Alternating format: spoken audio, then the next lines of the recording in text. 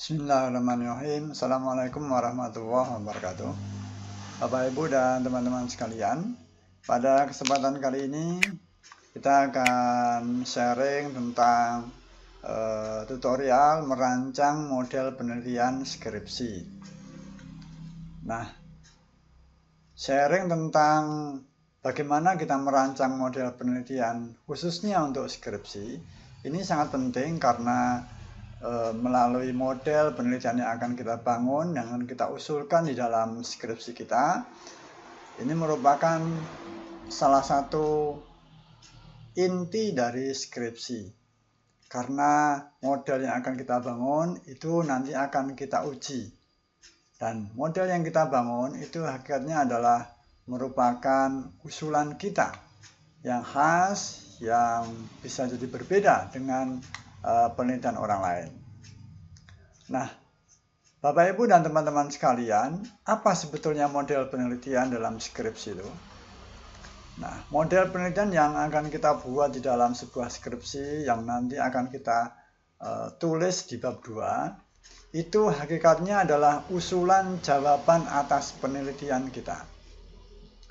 Maaf, usulan jawaban atas masalah penelitian kita. Kita tahu kita sudah menemukan research gap itu akan memunculkan sebuah pertanyaan besar atau big question. Nah, pertanyaan itu nanti harus kita jawab, harus kita buat rancangan jawaban, penyelesaian. Nah, rancangan jawaban atas masalah yang muncul dari research gap itu dalam bentuk model penelitian yang kita usulkan.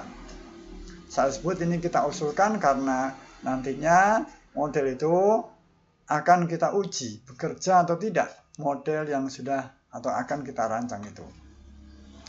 Bapak, Ibu, dan teman-teman sekalian, misalnya saja kita punya research gap antara partisipasi anggaran dengan kinerja. Ada kontroversi hasil penelitian bahwa anggaran yang disusun dengan cara partisipatif itu mampu meningkatkan kinerja. Ya, anggaran yang disusun, dibuat dengan melibatkan seluruh elemen organisasi, mulai dari bawahan, middle management sampai atasan, ya. Dilibatkan usulannya dari bawah, partisipatif, itu ada yang mengatakan hasilnya akan meningkatkan kinerja. Akan tetapi ada penelitian yang lain menyatakan bahwa meskipun partisipasi anggaran itu sudah disusun secara partisipatif, tetapi ternyata kinerjanya tidak naik. Nah, hal ini maka akan memunculkan big question. Pertanyaan besar. Pertanyaan besarnya itu bagaimana? Pertanyaan besarnya adalah partisipasi anggaran yang bagaimana sehingga mampu meningkatkan kinerja.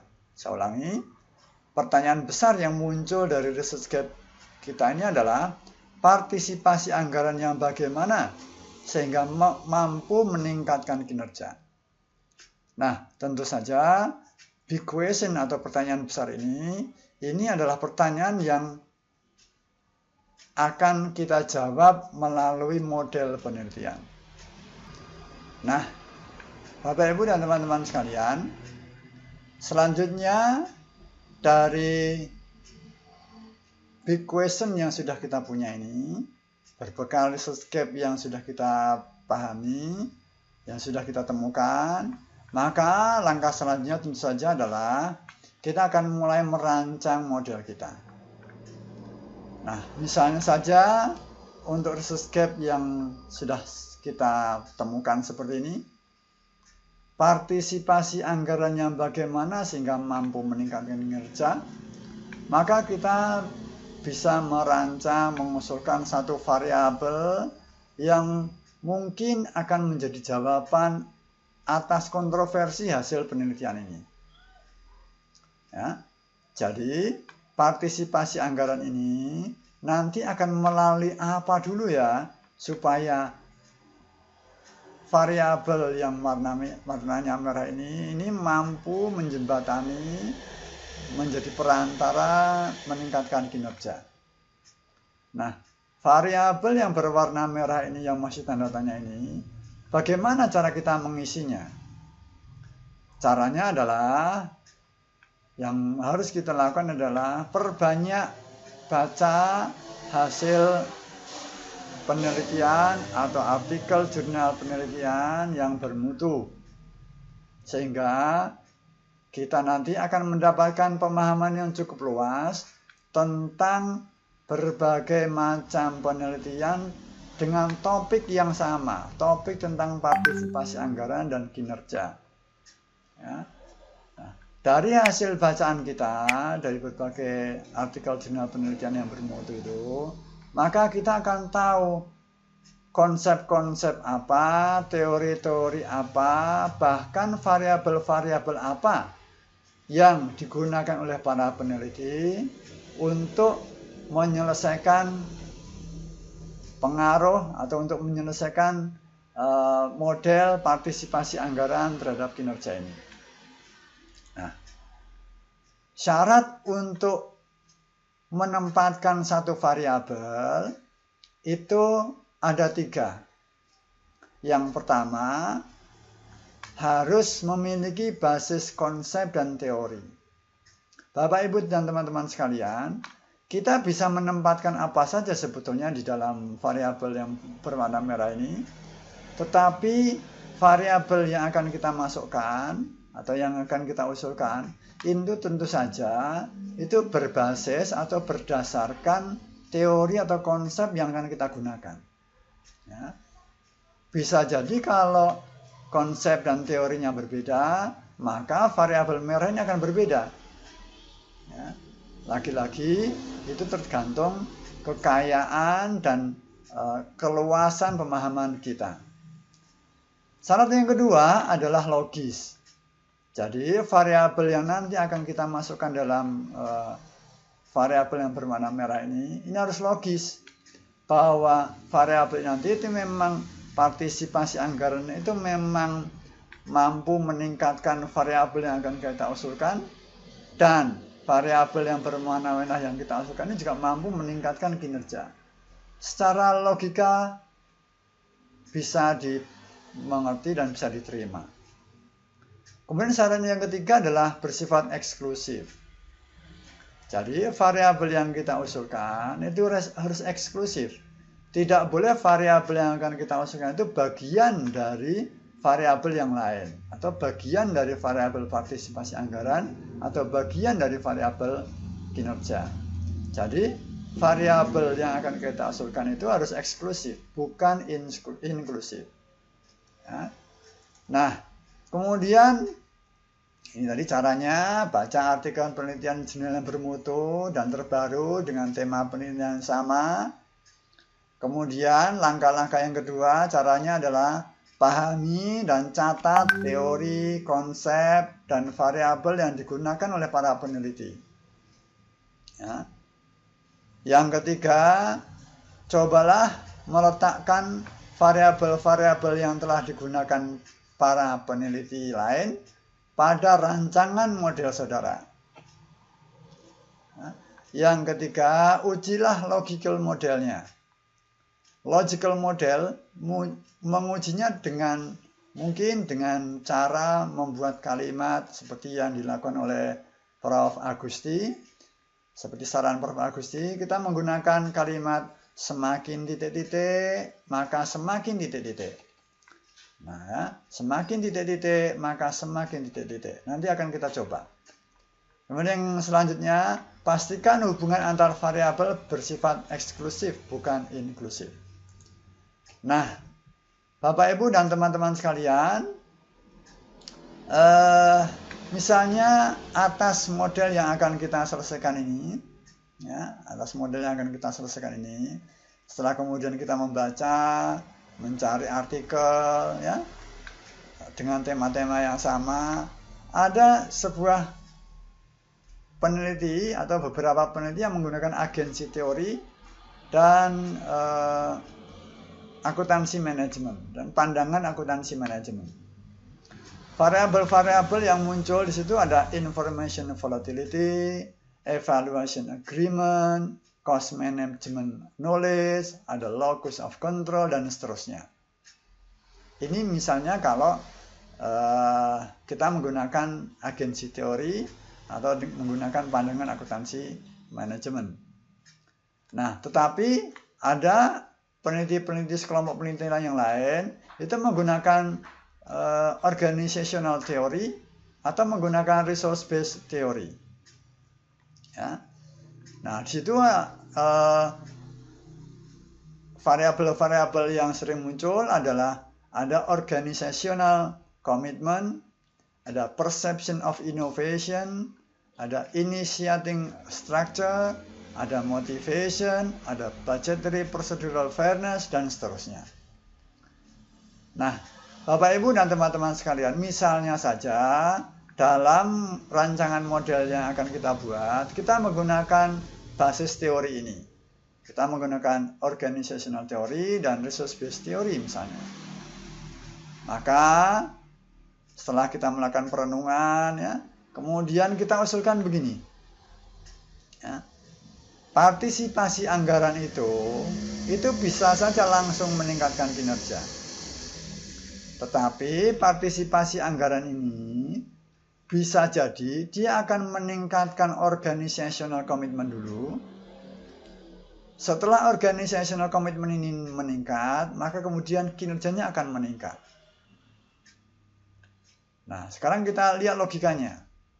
Setelah anggaran itu disusun dengan cara partisipatif, ya, disusun dengan melibatkan anggota organisasi mulai dari tingkat yang paling bawah. Ya. Kemudian karena disusun dari karyawan anggota organisasi yang paling bawah, maka akan meningkatkan komitmen terhadap organisasi. Karyawan akan meningkat komitmennya. Ya, komitmennya meningkat. Nah, setelah komitmennya meningkat, maka kinerjanya akan meningkat. Ya, kira-kira secara logika bisa diterima. Ya, tentu saja kita menempatkan organizational commitment ini tadi berdasarkan dari teori-teori yang sudah kita sebutkan di atas. Ada organizational theory maupun RPT. Ya. Nah, jadi sekarang kita uji juga apakah organizational ini adalah variabel yang eksklusif atau inklusif. Kita lihat. Organizational commitment itu apakah bagian dari partisipasi anggaran? Kan tidak kan? Organizational commitment apakah bagian dari kinerja? Tentu saja tidak. Atau apakah organizational commitment itu dihasilkan dari partisipasi anggaran? Ya. Kan tidak itu ya. Jadi hubungan antar variabel itu bukan menghasilkan ya, tapi ini meningkatkan gitu. Kan gitu. Atau menurunkan gitu. Nah, kemudian yang selanjutnya Bapak Ibu dan teman-teman sekalian, kita boleh mengusulkan variabel yang lain lagi. Oh ya, setelah kita punya organizational commitment, mungkin bisa jadi partisipasi anggaran ini akan meningkatkan motivasi. Jadi setelah karyawan itu merasa dilibatkan dalam penyusunan anggaran, maka karyawan akan meningkatkan partisipasi anggarannya ini akan meningkatkan motivasi karyawan untuk bekerja. Ya. Nah, setelah motivasinya bekerja itu meningkat, maka komitmennya bisa jadi akan meningkat. Komitmennya akan meningkat. Yang diawali setelah partisipasi anggarannya baik, partisipatif disusun, maka akan meningkatkan motivasi. Nah, semakin tinggi motivasi, maka akan semakin tinggi organizational commitment. semakin tinggi organizational commitment, maka semakin tinggi kinerja. Lagi-lagi hubungan antar variabel ini kita bisa uji baik logikanya, teorinya ada, logikanya masuk, diterima, dan bersifat eksklusif. Lagi-lagi untuk menguji logis atau tidaknya sebuah hubungan antar variabel, kita bisa menggunakan kalimat semakin titik-titik, maka semakin titik-titik seperti yang disarankan oleh Prof. Agusti dari Universitas Diponegoro. Ya, ini misalnya saja, semakin tinggi partisipasi anggaran, maka semakin tinggi motivasi.